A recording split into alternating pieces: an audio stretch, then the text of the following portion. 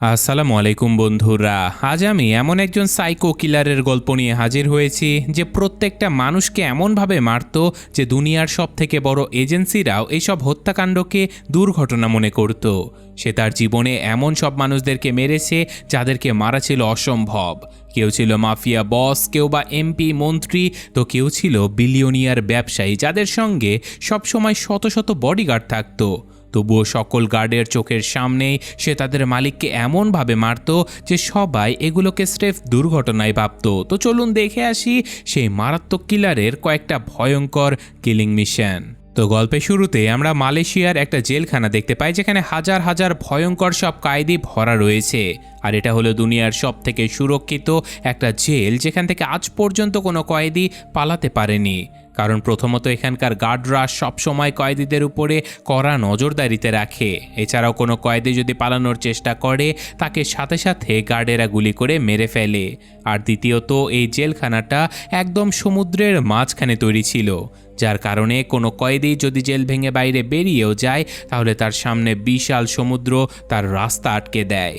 কারণ পানিতে নামার পরেই ভয়ঙ্কর সব হাঙর তাকে ছিঁড়ে খুঁড়ে খেয়ে ফেলবে। তাই কোনো কয়েদি এখান থেকে পালানোর কথা মাথাতেও আনে না। এরই মাঝে আমরা শহরে আর্থার বিশপ নামের একজন লোককে দেখতে পাই।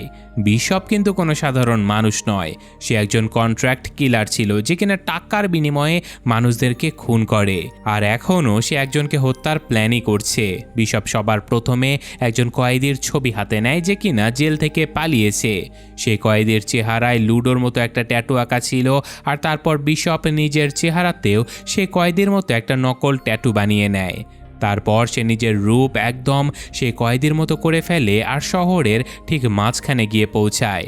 সেখানে পুলিশ বিশপের চেহারার ট্যাটু দেখে তাকে জেল থেকে পালানো কয়েদি ভেবে ধরে ফেলে। আর পুলিশ তাকে সোজা মালয়েশিয়ার সেই সব থেকে সুরক্ষিত জেলখানাতে নিয়ে যায়। এটা ছিল সেই জেলখানা যেটা সমুদ্রের একেবারে মাঝখানে বানানো। আর এখানে আমরা জানতে পারি যে বিশপ মূলত এই জেলখানাতে একজন ভয়ঙ্কর গ্যাংস্টারকে মারতে এসেছে। সেই গ্যাংস্টারের নাম ছিল ক্রিল, যে কিনা অনেক নিরীহ মানুষকে খুন করেছে। যাই হোক, এখানে পাশে বসা একজন বয়স্ক কয়েদি বিশপকে বলে যে ক্রিলের সাথে যেই শত্রুতা করে ক্রিল প্রথমে তাকে জানে মেরে ফেলে আর তারপর তার কলিজা বের করে সে রান্না করে খেয়ে ফেলে। তো এখানে বিশপ ক্রিলকে দেখে খুব ভালো করে বুঝতে পারে যে ক্রিলকে মারা এতটাও সহজ হবে না, কারণ সব সময় ক্রিলের লোকেরা তাকে ঘিরে রাখে। এখানে বিশপ ক্রিলকে মারার যখন সুযোগ খুঁজছিল ঠিক তখনই সে দেখতে পায় যে বিশালদেহী একজন কয়েদি ক্রিলকে মারার জন্য এগিয়ে আসছে।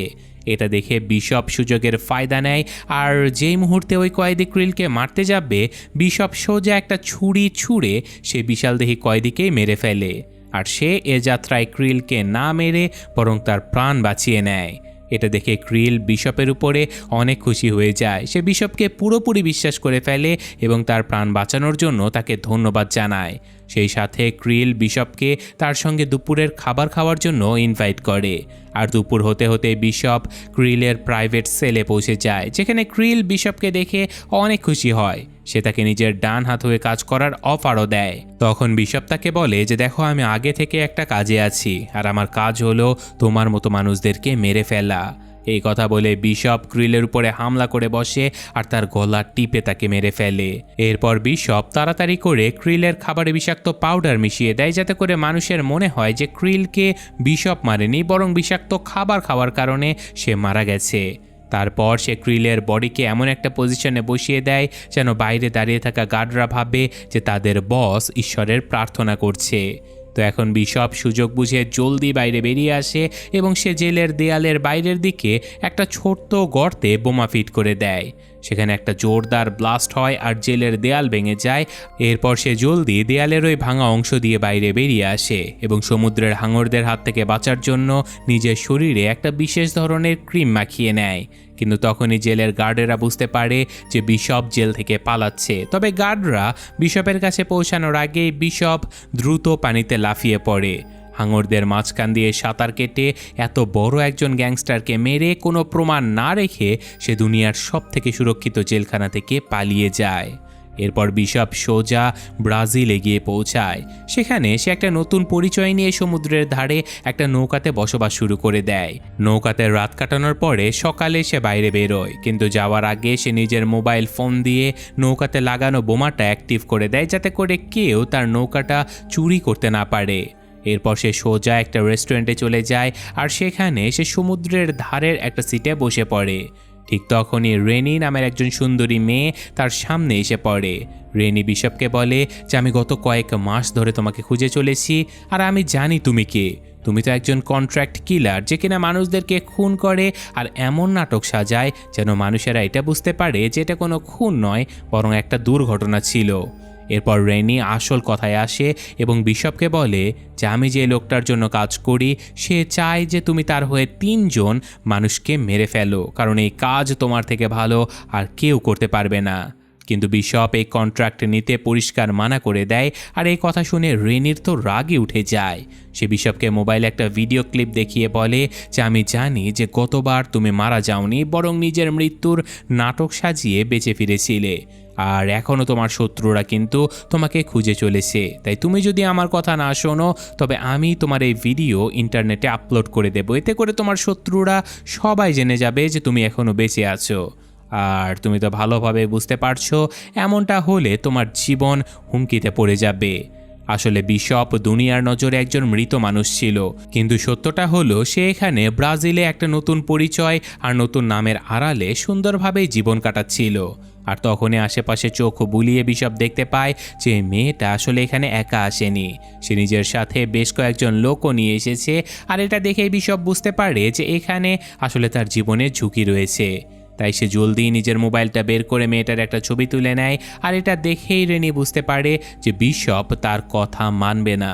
তাই সে বিশপকে মারার জন্য নিজের বন্দুক বের করে নেয়, আর ঠিক সেই মুহূর্তে বিশপ সামনে রাখা টেবিল দিয়ে মেয়েটার উপরে হামলা করে বসে।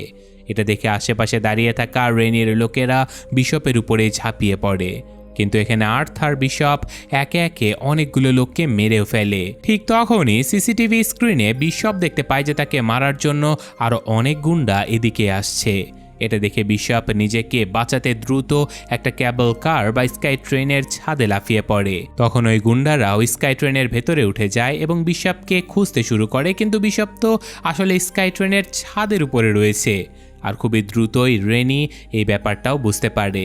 তখন সে ছাদের দিকে লক্ষ্য করে গুলি চালাতে শুরু করে, আর এবার বিশপ দ্রুত একটা প্যারাগ্লাইডারের উপরে লাফিয়ে পড়ে এবং নিজেকে বাঁচিয়ে এদের ধরাছোঁয়ার বাইরে চলে যায়। তো যাই হোক, সন্ধেবেলায় যখন আর্থার তার নৌকার কাছে ফিরে আসে, তখন সে একটু দূর থেকে দেখতে পায় যে 2 জন লোক তার নৌকাতে তল্লাশি চালাচ্ছে। এটা দেখে বিশপ নিজের মোবাইল দিয়ে নৌকায় লাগানো সেই বোমাটা ব্লাস্ট করে দেয়। এতে করে তার নৌকাটা জ্বলে একেবারে ছাই হয়ে যায়, আর ওই 2 জন লোকও সেখানে মারা যায়। তো এবার বিশপ বুঝতে পারে যে ব্রাজিলের লোকেরা তার আসল পরিচয় ইতিমধ্যেই জেনে গেছে, তাই তার আর এখানে থাকা একেবারে ঠিক হবে না। তাই এরপর সে একা একটা পোর্টে চলে যায়। সেখানে সে একটা কন্টেইনারের ভেতরে ঢুকে আগেই সেখানে লুকিয়ে রাখা একটা ব্যাগ বের করে নেয়, যে ব্যাগের ভেতরে অনেক টাকা, অস্ত্র আর নকল পাসপোর্ট রাখা ছিল। তো এবার এখানে বিশপ নিজের ব্রাজিলের পাসপোর্টটা পুড়িয়ে দেয় এবং নিজের বিরুদ্ধে কোনো প্রমাণ না রেখে ব্রাজিল ছেড়ে থাইল্যান্ডের দিকে রওনা দেয়। সে থাইল্যান্ডের একটা নির্জন বিচে গিয়ে পৌঁছায়, যেখানে সে একটা হোটেলের মালকিনের সঙ্গে দেখা করে, যার নাম ছিল মেই। আর এই মেই এখানে একটা হোটেল চালায়, আর বিশপকে দেখে মেই তাকে চিনে ফেলে, আর তারপর সে বিশপকে তার রুমের চাবি দিয়ে দেয়। তো রুমে ঢোকার পরে বিশপ টেবিলের নিচ থেকে একটা ব্যাগ বের করে, যার ভেতরে বিশপের দরকারি সব জিনিসপত্র রাখা ছিল। এবার বিশপ সবার প্রথমে নিজের ল্যাপটপে ওই মেয়েটার ব্যাপারে খোঁজ খবর বের করে, যার ছবি সে নিজের মোবাইল দিয়ে ওই রেস্টুরেন্টে তুলেছিল। আর এখানেই বিশপ জানতে পারে যে এই মেয়েটাও একজন কন্ট্রাক্ট কিলার, আর সে ক্রেইন নামের একজন লোকের জন্য কাজ করে। ক্রেইনের ছবি দেখার পরে বিশপ তো অনেক চিন্তায় পড়ে যায়, কারণ বিশপ ক্রেইনকে ছোটবেলা থেকে চেনে। আর বিশপ খুব ভালো করেই জানে ক্রেইন অনেক বড় আর ভয়ঙ্কর একজন মাফিয়া ডন। তো যাই হোক, পরদিন মেয়ের কাছে জিনা নামের একজন মেয়ে চলে আসে, আর জিনা মেয়ের কাছে কোনো ঔষধ চাইতে থাকে। তখন মেয়ে জিনার হাতে আঘাতের চিহ্ন দেখে ফেলে, আর মেয়ে বুঝতে পারে যে জিনা হয়তো কোনো বিপদে রয়েছে। তাই মেয়ে জিনাকে জিজ্ঞাসা করে, তোমার যদি অন্য কোনো সাহায্যের দরকার হয় তাহলে তুমি আমাকে বলতে পারো। কিন্তু জিনা কিছুই বলে না। সে শুধুমাত্র ঔষধগুলো নিয়ে সামনে দাঁড়িয়ে থাকা নিজের নৌকাতে চলে যায়। এরপর রাত হতেই জিনা নিজের নৌকা থেকে জোরে জোরে চিৎকার করতে থাকে। আর এখানেই মেই দেখতে পায় যে একজন লোক জিনাকে খুবই মারধর করছে। এটা দেখে মেই সোজা বিশপের কাছে চলে আসে আর তাকে বলে যে যাও গিয়ে নৌকাতে আটকে পড়া ওই মেয়েটাকে সাহায্য করো। তারপর বিশপ একটা ছোট্ট নৌকাতে বসে ওই নৌকার কাছে পৌঁছায়। সেখানে গিয়ে সে ওই লোকটাকে বলে এই মেয়েটাকে ছেড়ে দাও, নয়তো তুমি মারা পড়বে। কিন্তু ওই লোকটা বিশপের কোনো কথাই শোনে না, উল্টে বিশপের সঙ্গে মারামারি শুরু করে দেয়। এখন এখানে একটা ফাইট করার সময় ওই লোকটার মাথা একটা লোহার রডের সাথে খুবই জোরে ধাক্কা খায়, যার ফলে লোকটা ওখানেই মারা যায়। আর তারপর কিছুক্ষণ পরে মেই নিজেও একটা নৌকা নিয়ে সেখানে পৌঁছে যায়। এরপর বিশপ জিনাকে তুলে মেয়ের হাতে দেয় আর বলে একে তুমি পারে নিয়ে যাও। আর সে নিজে নৌকার ভেতরে তল্লাশি শুরু করে দেয়। সেখানে সে জিনার পাসপোর্ট আর তার মোবাইল ফোন পেয়ে যায়। আর জিনার ফোনে বিশপ নিজের ছবি দেখে ফেলে। এটা দেখে বিশপ তো চিন্তায় পড়ে যায় যে এই মেয়েটার কাছে আমার ছবি কিভাবে আসলো। আর বিশপের এখন জিনার উপরে সন্দেহ হতে শুরু করে। এরপর সে সোজা জিনার রুমে চলে যায় আর তাকে গান পয়েন্টে রেখে জিজ্ঞাসা করে যে তোমার কাছে আমার ছবি আসলো কিভাবে। তখন জিনা তাকে কোনো জবাব দেয় না এবং বিশপের কাছে এসে তাকে ইমপ্রেস করার চেষ্টা করে। কিন্তু বিশপ তাকে ধাক্কা দিয়ে আবারও বিছানায় ফেলে দেয় আর বলে যে আমার উপর তোমার এই চালাকি কাজ করবে না। তাই আমি শেষবারের মতো জিজ্ঞাসা করছি তুমি কি ক্রেনের জন্য কাজ করো? এই কথা শুনে জিনা তো ভয় পেয়ে যায় আর বিশপকে বলে যে হ্যাঁ, আমাকে তোমার কাছে ক্রেনই পাঠিয়েছে, কিন্তু আমি ক্রেনের জন্য কাজ করি না, বরং ক্রেন আমাকে এইসব কিছু করতে বাধ্য করছে। আসলে এই পুরোটাই ক্রেনের একটা প্ল্যান ছিল। নৌকাতে একজন লোক জিনাকে মারবে আর তারপর যখন বিশপ জিনাকে সাহায্য করতে আসবে তখন জিনা নিজেকে একটা অসহায় মেয়ে হিসেবে বিশপের সামনে তুলে ধরবে। এরপর জিনা বিশপকে নিজের প্রেমের জালে ফাঁসাবে আর তারপর ক্রেন জিনাকে ব্যবহার করে বিশপের কাছ থেকে নিজের সকল কাজ এবং প্রতিশোধ উদ্ধার করে নেবে। এখন বিশপ সকল সত্য জানার পরে জিনাকে বলে যে এবার আমি ঠিক করব যে সামনে কি করতে হবে। আসলে বিশপ এখন ক্রেনের সাজানো গেমটাকে উল্টো দিকে চালিয়ে ক্রেনকে তার নিজের গেমে ফাঁসানোর চিন্তা করে। কিন্তু এখনও বিশপের জিনার বলা কথাগুলোর উপরে পুরোপুরি বিশ্বাস ছিল না। তাই পরদিন বিশপ জিনার ব্যাপারে খোঁজ খবর নেয়। সেখান থেকে সে জানতে পারে যে জিনা খুবই ভালো মনের একটা মেয়ে। আসলে জিনা কম্বোডিয়াতে একটা অনাথ আশ্রম চালায়, যেখানে সে অনাথ বাচ্চাদের লেখাপড়া শেখায়, সেই সাথে সেই অনাথ বাচ্চাদের থাকা খাওয়ার সকল ব্যবস্থা সে করে দেয়। এটা দেখে বিশপ জিনার উপরে বেশ ইমপ্রেস হয়ে যায়। তো তারপর সে সোজা জিনার কাছে গিয়ে বসে আর তাকে জিজ্ঞাসা করে ক্রেন তোমাকে ঠিক কিসের জন্য হুমকি দিয়ে এই কাজটা করাচ্ছে। তখন জিনা বলে যে আমি একটা অনাথ আশ্রম চালাই, কিন্তু 1 মাস আগে ক্রেনের লোকেরা আমার অনাথ আশ্রম থেকে একটা বাচ্চাকে কিডন্যাপ করে আর ঠিক পরদিনই ওই বাচ্চাটার লাশ আমার অনাথ আশ্রমের দরজার সামনে পাওয়া যায়। এরপর ক্রেনের লোকেরা আমাকে হুমকি দেয় যে যদি আমি ক্রেনের কথা না শুনি তবে অনাথ আশ্রমে থাকা বাকি বাচ্চাদের সাথে সাথে ওরা আমাকেও মেরে ফেলবে। আর তাই আমি আমার অনাথ আশ্রমের বাচ্চাদেরকে বাঁচানোর জন্য না চাইলেও ক্রেনের কথা মেনে নেই। এরই মাঝে বিশপ খেয়াল করে যে সমুদ্রের মাঝখানে একটা নৌকা থেকে কিছু লোক তাদের উপরে নজর রাখছে। এটা দেখে বিশপ বুঝতে পারে যে এরা ক্রেনেরই লোক। আর তাই সে জলদি জিনার হাত ধরে আর তার সঙ্গে হাঁটতে শুরু করে, যাতে করে নৌকাতে বসে থাকা লোকগুলো ভাবে যে জিনা সত্যি বিশপকে প্রেমের জালে ফাঁসিয়েছে। তো যাই হোক, তখনই মেই এই দুজনকে একসঙ্গে দেখে কাছেই চলতে থাকা একটা স্থানীয় অনুষ্ঠানে এদের দুজনকে নিয়ে যায়। সেখানে তারা দুজন বেশ এনজয় করে। আর এখানে আমরা দেখতে পারি যে দুজন সত্যি সত্যি একে অপরকে পছন্দ করতে শুরু করেছে। যাই হোক, রাতের বেলা জিনা বিশপের কাছে এসে তার কাছে ক্ষমা চেয়ে বলে আমি তোমাকে এই বিপদের মুখে ঠেলে দিয়েছি। তখন বিশপ তাকে বলে যে কোনো ব্যাপার না, আমি বুঝতে পারছি যে ওই অনাথ আশ্রমের বাচ্চাদের জীবন বাঁচানো তোমার জন্য কতটা জরুরি, কারণ ছোটবেলাতে আমিও একজন অনাথ ছিলাম। আর এখানে বিশপ জিনাকে নিজের আর ক্রেনের ব্যাপারে আসল সত্যটা খুলে বলে যে আমি আর ক্রেন ছোটবেলায় একই অনাথ আশ্রমে বড় হয়েছি। আমরা দুজন একে অপরের অনেক ভালো বন্ধু ছিলাম, কিন্তু তারপর একদিন আমাদের দুজনকে একটা গ্যাংস্টারের কাছে বিক্রি করে দেয়া হয়। ওই গ্যাংস্টার বাচ্চাদেরকে ট্রেনিং দিয়ে তাদেরকে দিয়ে সকল ধরনের বেআইনি কাজ করাতো, কিন্তু আমার এইসব কিছু একেবারে পছন্দ ছিল না। তাই একদিন সুযোগ পেতেই আমি ওই গ্যাংস্টারের হাত থেকে প্রাণ বাঁচিয়ে পালিয়ে যাই, কিন্তু আমার বন্ধু ক্রেন আমার সঙ্গে পালাতে পারে না। আর সে পালানোর সময় ধরা পড়ে যায়, যার ফলে ওই গ্যাংস্টার আমার পালানোর জন্য ক্রেনকেই দোষী সাব্যস্ত করে। আর তারপর সে ক্রেনকে খুবই বাজেভাবে মারতে থাকে। ব্যাস, ওই দিনের পর থেকে ক্রেন আমাকে ঘৃণা করতে থাকে, আর তারপর থেকে আমার সবথেকে ভালো বন্ধু হয়ে যায়, আমার সবথেকে বড় শত্রু। এরপর বিশপ জিনাকে বলে যে তুমি একদম চিন্তা করো না, আমি তোমাকে এই বিপদ থেকে খুবই জলদি বের করে আনবো। আর তারপর এখানে এই দুজন একে অপরকে চুমু দেয়। তো যাই হোক, পরদিন সকালে বিশপ দেখতে পায় যে থাইল্যান্ডের কয়েকজন পুলিশ অফিসার নৌকা নিয়ে তাদের দিকেই আসছে। কিন্তু কাছে আসতেই বিশপ বুঝতে পারে যে এরা কোনো পুলিশ নয়, বরং ক্রেনের লোক। তাই বিশপ ওদের সঙ্গে লড়াই শুরু করে দেয়। কিন্তু ততক্ষণে অনেক দেরি হয়ে গেছে, কারণ ওরা জিনাকে ধরে নৌকাতে করে নিয়ে যায়। আর তারপর এরা বিশপকেও ধরে ফেলে এবং সোজা ক্রেনের কাছে নিয়ে যায়। সেখানে বিশপ ক্রেনকে বলে জিনাকে ছেড়ে দাও। এই কথা শুনে ক্রেন বুঝতে পারে যে বিশপ এখন জিনাকে পছন্দ করতে শুরু করেছে।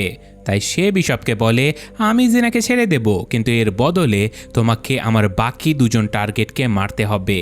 আর ওই দুজন লোককে তোমার এমনভাবে মারতে হবে যাতে তারা কেউ বুঝতে না পারে যে এদেরকে খুন করা হয়েছে, বরং মানুষদের যেন সবার মনে হয় যে এটা একটা দুর্ঘটনা ছিল। আর আমি জানি এই কাজ শুধুমাত্র তুমি করতে পারবে। আর তুমি যদি আমার কথা না মানো, তাহলে আমি তোমার সাথে সাথে জিনা আর তার অনাথ আশ্রমের বাচ্চাদেরকেও মেরে ফেলবো। তো এখানে বিশপের কাছে আসলে অন্য কোনো রাস্তা না থাকায় সে ক্রেনের কথা মেনে নেয়। কিন্তু এই কাজে যাওয়ার আগে বিশপ ক্রেনকে বলে যে আমি প্রথমে জিনার সঙ্গে ভিডিও কলে কথা বলতে চাই, যাতে করে আমি বুঝতে পারি জিনা এই মুহূর্তে ঠিকঠাক আছে। তখন ক্রেন বিশপের কথা মেনে নেয় আর ভিডিও কলের মাধ্যমে জিনার সঙ্গে বিশপের কথাও বলিয়ে দেয়।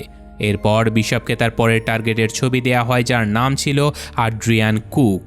কুক আসলে অনেক বড় একজন বিজনেসম্যান, যার কাছে প্রচুর টাকা আছে। কিন্তু কুক এই সকল টাকা বেআইনি কাজ করে কামিয়েছে। বিশেষ করে কুক কম বয়সী মেয়েদেরকে পাচার করার ব্যবসা করে। তো এরপর বিশপ কুকের ব্যাপারে খোঁজ খবর বের করতে শুরু করে, আর বিশপ জানতে পারে যে এই লোকের আসলে অনেক শত্রু রয়েছে, যে কারণে এই লোক নিজের চারপাশে প্রচুর সিকিউরিটি গার্ড রেখে দিয়েছে। এটা দেখে বিশপ বুঝতে পারে যে এই লোককে সরাসরি সামনে থেকে মারা খুবই কঠিন হবে। তাই বিশপ অন্য কোনো রাস্তা খুঁজতে শুরু করে। এরপর বিশপ জানতে পারে যে এই লোক অস্ট্রেলিয়ার সিডনিতে বসবাস করে, যেখানে তার খুবই সুন্দর একটা পেন্ট হাউস রয়েছে, যার ছাদের উপরে কাচের তৈরি একটা বড় সুইমিং পুল বসানো আছে। আর ওই সুইমিং পুলটা বিল্ডিংয়ের বাইরে রাস্তার দিকে ঝুলে আছে, যেখানে কুক প্রায়শই সুইমিং করে থাকে। এই কথা জানতে পেরে বিশপ কুককে ওই সুইমিং পুলেই মারার কাজে লেগে পড়ে। সে সবার প্রথমে ওই বিল্ডিংয়ের পরিস্থিতি বোঝার জন্য একজন বিজনেসম্যানের বেশ ধরে বিল্ডিংয়ের ম্যানেজারের সঙ্গে দেখা করে এবং তাকে বলে যে আমি এই বিল্ডিংয়ের একটা অ্যাপার্টমেন্ট কিনতে চাই। তখন ম্যানেজার বিশপকে বিল্ডিংয়ের সুযোগ সুবিধা এইসব কিছু সম্পর্কে বলতে থাকে। আর এখানে কথাবার্তা বলার মাঝে সুযোগ বুঝে বিশপ দ্রুত ওই অ্যাপার্টমেন্টের চাবির একটা ছবি তুলে নেয়, যাতে করে সে একই রকম একটা নকল চাবি বানাতে পারে। এরপর বিশপ এমন একটা কেমিক্যাল তৈরি করে যেটা কাচের উপরে দিলে কাচ ভেঙে যায়। আর ঠিক পরের দিনই বিশপ একজন ক্লিনারের বেশ ধরে ওই বিল্ডিংয়ে ঢুকে পড়ে। সেখানে সে সিকিউরিটি গার্ডদের নজর এড়িয়ে আগে থেকে বানিয়ে রাখা নকল চাবি দিয়ে নিচে থাকা ওই খালি অ্যাপার্টমেন্টের দরজাটা খুলে ফেলে। খালি অ্যাপার্টমেন্টে ঢোকার পরে সে বিল্ডিংয়ের বাইরের দিকের কাচ কেটে নিজের জন্য উপরে যাওয়ার একটা রাস্তা বানিয়ে নেয়। তারপর সে দড়ির সাহায্যে বিল্ডিং বেয়ে উপরে উঠতে থাকে। আর উঠতে উঠতে সে সোজা ওই সুইমিং পুলের নিচে পৌঁছে যায়, যেখানে ওই বিজনেসম্যান সুইমিং করে। এরপর এখানে বিশপ চুপিসারে সুইমিং পুলের নিচের কাচের অংশে ড্রিল মেশিন দিয়ে ছোট ছোট করে গর্ত করে ফেলে। তারপর সে ওই গর্তগুলোর ভেতরে কাচ ফাটিয়ে দেওয়ার ওই কেমিক্যালটা ঢুকিয়ে দেয়। আর এবার সকল কাজ শেষ করে বিশপ জলদি ওখান থেকে বেরিয়ে যায়। আর কিছুক্ষণ পরে বিজনেসম্যান গোসল করার জন্য সুইমিং পুলের কাছে এলে সে পুলে লাফিয়ে পড়ে। আর কুক সাঁতার কাটতে কাটতে ঠিক যে জায়গাতে বিশপ কেমিক্যাল লাগিয়েছিল সেখানে পৌঁছাতে কাচের উপরে অতিরিক্ত চাপ পড়ার কারণে কাচে ফাটল ধরতে শুরু করে। আর দেখতে দেখতে কাচের একটা বড় অংশ ভেঙে যায়, যার ফলে ওই বিজনেসম্যান কয়েকশো ফুট উঁচু থেকে সোজা নিচে পড়ে মারা যায়। এরপর নিউজে দেখানো হয় যে কুক নামের ওই বিজনেসম্যান বিল্ডিং থেকে নিচে পড়ে মারা গেছে। এখন টিভিতে এই নিউজ দেখে ক্রেন অনেক বেশি খুশি হয়ে যায়, কারণ বিশপ নিজের মিশন কমপ্লিট করায় ক্রেন তাকে জিনার সঙ্গে আবারও ভিডিও কলে কথা বলতে দেয়। এখানে জিনা খুবই চালাকি করে ক্যামেরা ঘুরিয়ে পেছনে দাঁড়িয়ে থাকা নৌকাটার নম্বর বিশপকে দেখিয়ে দেয়, যাতে করে বিশপ এই নৌকার নম্বর সার্চ করে তাকে খুঁজে বের করতে পারে। বিশপ নৌকার নম্বরটা নোট করে ফেলে আর তারপর সে নিজের ল্যাপটপে ওই নৌকার নম্বরটা টাইপ করে আর নৌকার লোকেশনটাও বের করে ফেলে। সে জেনে যায় যে জিনা এখন ঠিক কোথায় আছে। তো যাই হোক, এরপর সে একটা হেলিকপ্টার ভাড়া করে সোজা ওই জায়গাতে পৌঁছে যায়। ক্রেনের লোকেরা যেন হেলিকপ্টার দেখতে না পারে, সেই জন্য বিশপ হেলিকপ্টারটাকে নৌকা থেকে কিছুটা দূরে রেখে সোজা নিচের পানিতে লাফিয়ে পড়ে আর তারপর সে সাঁতার কেটে ওই নৌকার কাছে পৌঁছে যায়। কিন্তু তখনই ক্রেনের লোকেরা তাকে দেখে ফেলে। তবে এখানে বিশপ একে একে বেশ কয়েকজন গার্ডকে গুলি করে মেরে ফেলে আর তারপর সে সামনের দিকে এগোতেই জিনাকে দেখতে পায়। কিন্তু ক্রেনের লোকেরা আগে থেকেই জানতো যে বিশপ জিনাকে সাহায্য করার জন্য অবশ্যই আসবে, তাই ক্রেনের লোকেরা বিশপকে ধরে ফেলে আর তারপর তারা বিশপকে ক্রেনের সামনে নিয়ে আসে।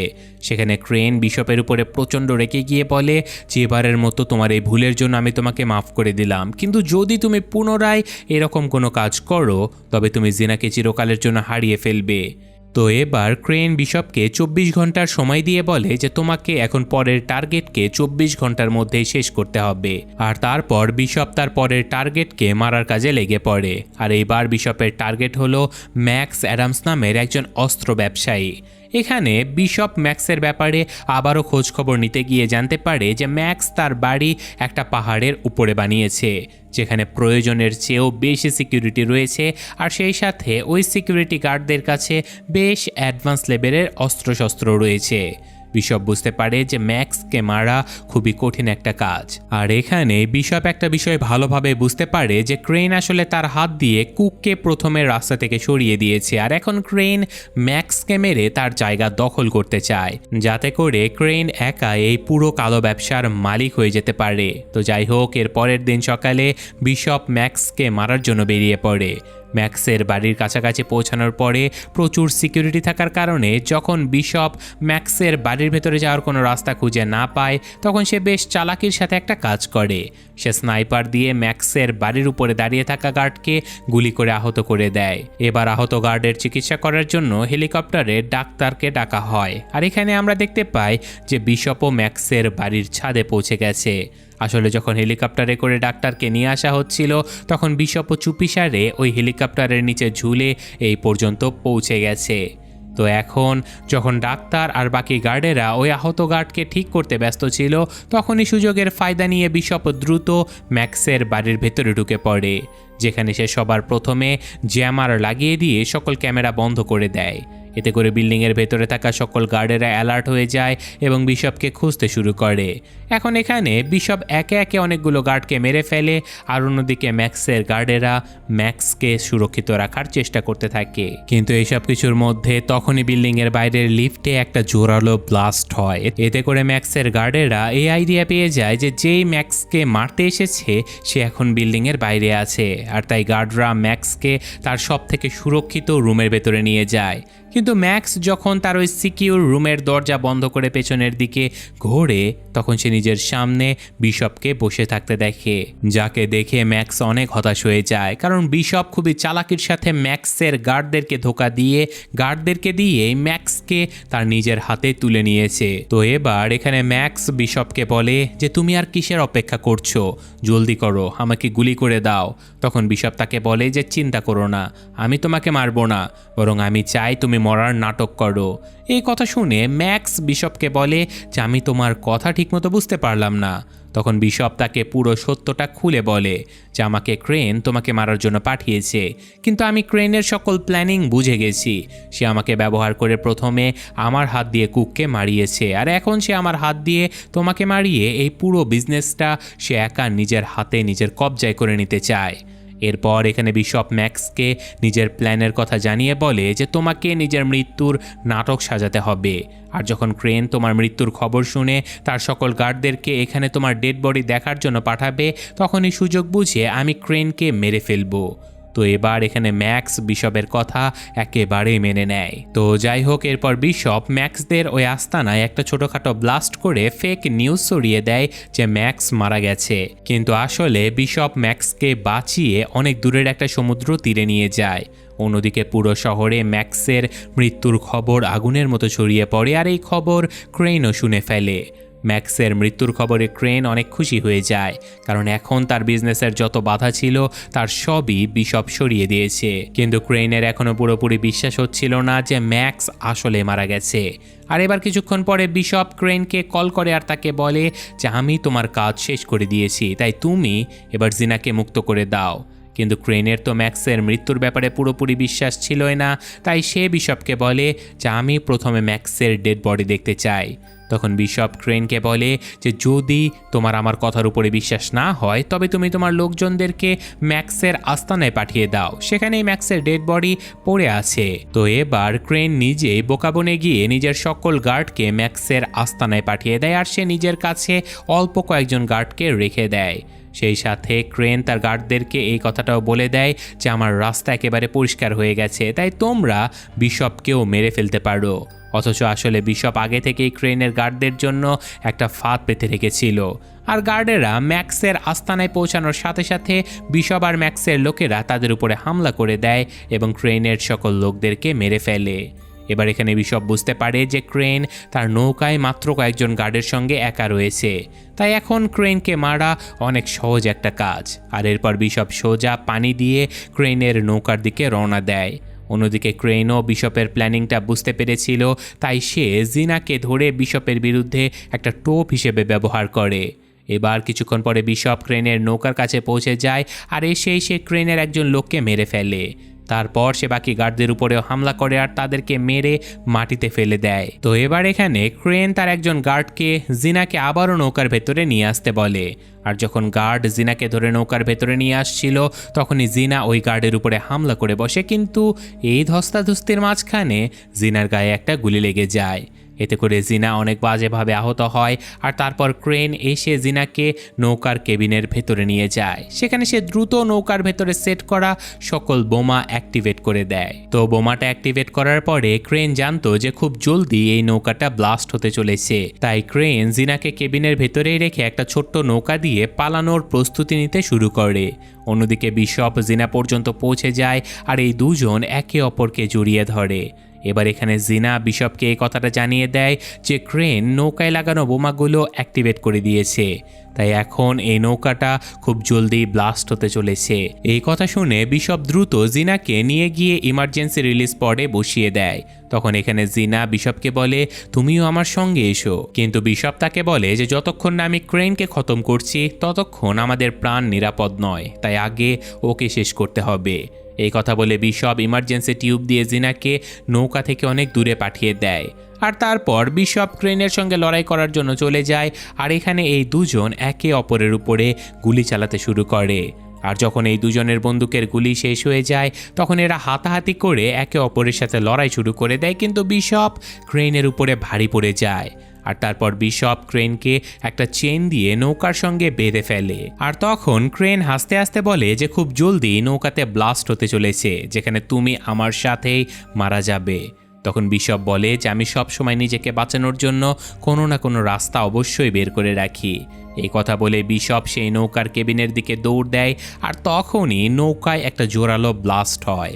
এতে করে নৌকাটা টুকরো টুকরো হয়ে যায়, আর ক্রেন এবং বিশপ দুজনেই ব্লাস্টে মারা পড়ে। অন্যদিকে বেশ কিছুটা দূর থেকে জিনা ব্লাস্ট হওয়া নৌকাটাকে দেখতে পায়, যেটা দেখে সে অনেক বেশি কষ্ট পায়, কারণ সে ভেবে নিয়েছিল যে বিশপ হয়তো মারা গেছে।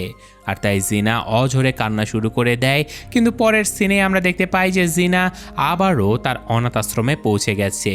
সেখানে সে আবারও বাচ্চাদের দেখাশোনা শুরু করে দেয়, কিন্তু এখন জিনা বিশপের মৃত্যুতে অনেক বেশি উদাস ছিল, আর সবসময় বিশপকে মনে করে সে মনমরা হয়ে থাকতো। আর এখানে জিনা যখন অনাথ বাচ্চাদের সাথে ছিল ঠিক তখনই তার সামনে বিশপ এসে দাঁড়ায়, যাকে দেখে জিনা নিজের চোখকেও যেন বিশ্বাস করতে পারছিল না, কারণ তার মনে হচ্ছিল এটা হয়তো তার মনের ভুল।